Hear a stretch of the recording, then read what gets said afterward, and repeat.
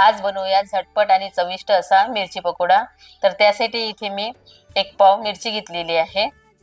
आता याला उभं कट करून घेऊ आणि यामध्ये असणारा जे बी आहे ते काढून टाकू।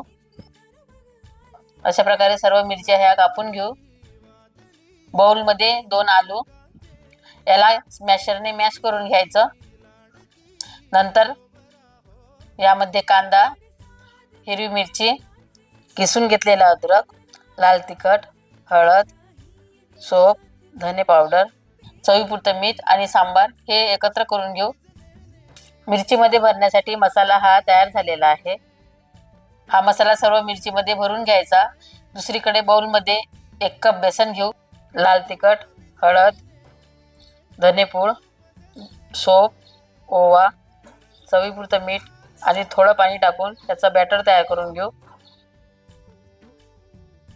नंतर यामध्ये बेकिंग पावडर टाकू, याला मिक्स करून घेऊ। नंतर यामध्ये मिरची डुबवून याला गरम तेलामध्ये तळून घेऊ। मिरचीचा पकोडा दोन्ही बाजूनी तळून घ्यायचा।